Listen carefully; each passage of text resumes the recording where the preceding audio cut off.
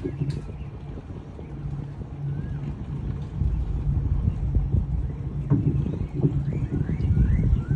hindi natingin nila ako sa likod. Sa likod ko siya, hindi pala nakakalungkot.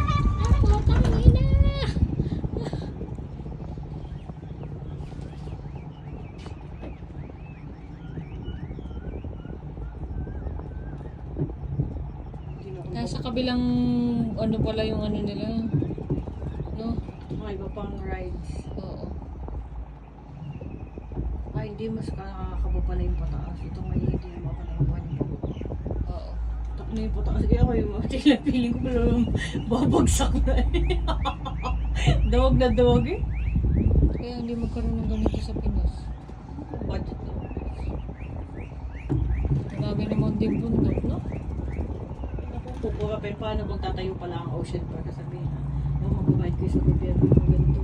Padulas. Di na natuloy. Tingnan mo sa Batangas na ano yung castle. Tsaka sa Pilipinas may batas kasi hindi pwede magmay-ari ang mga Pag-ibang bansa. oo, sa lupa. Kaya hindi nakakapagtayo ng mga ganito. Eh yun kasi ang mag-ano ng income sa atin eh. May mga ocean park doon na ano. Kaya tignan mo yung mga taga-Siargao. Nag-aasawa sila ng Pilipinas. Or Disney. Ang Disney hindi rin makapasok sa atin kasi Yung mga nasa Siargao nga kahit puro pa. Mag-aasawa silang Pilipina. Doon sila magtatayo ng negosyo. Nakapangalan sa Pilipinas. Ito mo bis magalang ang asawa eh. Yung foreigner na babae, tapos ang asawa yung Pinoy. Yung hindi nila love. Siyempre, tao lang yun.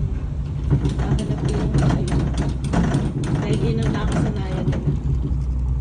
sasabihin iba pala ng Pinoy. Hindi, iba pa din ang taga-ibang bansa sa kanila. At saka may pera.